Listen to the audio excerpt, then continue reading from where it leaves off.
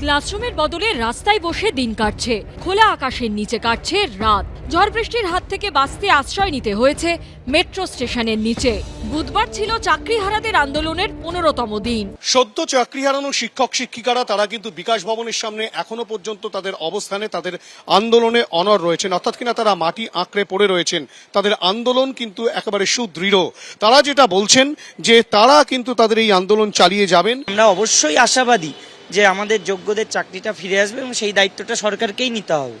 এবং সেই জায়গায় দাঁড়িয়ে আমরা মুখ্যমন্ত্রী এবং শিক্ষামন্ত্রীর সঙ্গে আলোচনার জন্য ইমেল করেছি এবং লিখিত আকারেও সেটা জমা দিয়েছি। আমরা চাইবো যে তিনি আমাদের সঙ্গে দেখা করুন এবং আমরা যাতে পরীক্ষা না দিয়ে কিভাবে আমাদের চাকরিটা বহাল থাকে সেই বিষয়টা স্পষ্ট করতে পারেন।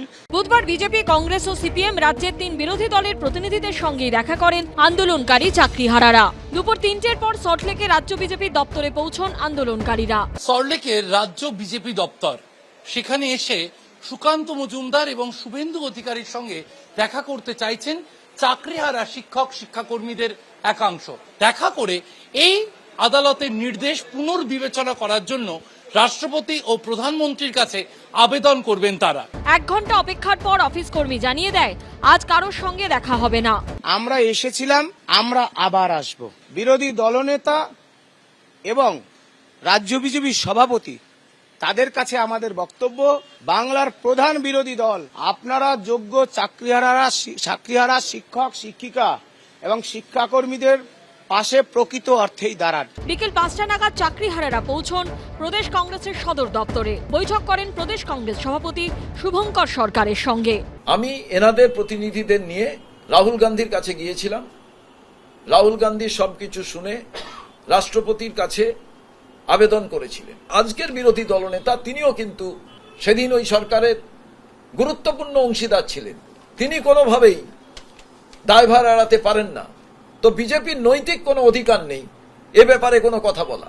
রাতে আন্দোলনকারী চাকরিহারারা আলিমুদ্দিন স্ট্রিটে যান মোহাম্মদ সেলিমের সঙ্গে দেখা করতে।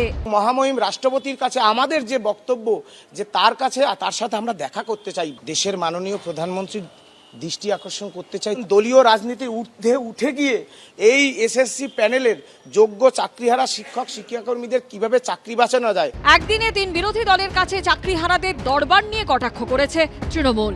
মাননীয় মুখ্যমন্ত্রী তার আইনি লড়াই, সুপ্রিম কোর্টে রিভিউ পিটিশন ইত্যাদি সমস্ত রকম ব্যবস্থা করেছেন। তার পাশাপাশি ইন্টারিম পিরিয়ডে কি রিলিফ দেওয়া যায় সেগুলো ঘোষণা করেছেন। এখন সরাসরি তাদের পার্টি অফিসে গিয়েই যদি কেউ দেখা করতে যান তাহলে বুঝে নেবেন কারা এই কাজগুলো পেছন থেকে করাচ্ছিল। চাকরির ভবিষ্যৎ নিয়ে ঘোর অনিশ্চয়তা, তবে চাকরিহারাদের নিয়ে রাজনীতির দড়ি টানাটানি চলছে জোর কদমে। হিন্দোল দে, ঝিলম করঞ্জাই ও শিবাশিস মৌলিকের রিপোর্ট, এবিপি আনন্দ।